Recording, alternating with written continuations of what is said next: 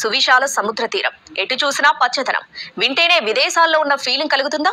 త్వరలో ఇటువంటి అనుభూతి కలిగించే జాతీయ రహదారి ఉత్తరాంధ్రలో రూపుదిద్దుకోనుంది. భీమిలి మూలపేట మధ్య గ్రీన్ ఫీల్డ్ కోస్టల్ నేషనల్ హైవేకు లైన్ క్లియర్ అయింది. ఉత్తరాంధ్ర ముఖ చిత్రం మార్చే జాతీయ రహదారికి గ్రీన్ సిగ్నల్ లభించింది. మూలపేట పోర్టు నుంచి భీమిలి వరకు నిర్మించే గ్రీన్ ఫీల్డ్ కోస్టల్ నేషనల్ హైవేకు లైన్ క్లియర్ అయ్యింది.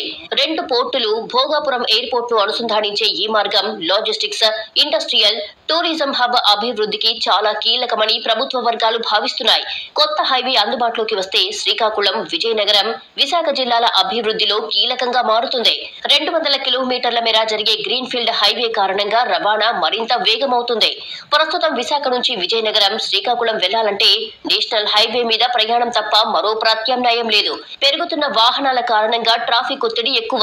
ఇక ఉత్తరాంధ్రలో సుదీర్ఘ తీర ప్రాంతం ఉన్నా ఇతర రాష్ట్రాల మాదిరిగా మెరైన్ డ్రైవ్ కు అవకాశం లేకుండా పోయింది. గ్రీన్ కార్డ్ ఫీల్డ్ హైవే అందుబాటులోకి వస్తే ఉత్తరాంధ్ర అభివృద్ధిలో కీలకంగా మారుతుంది. DPR లు రెడీ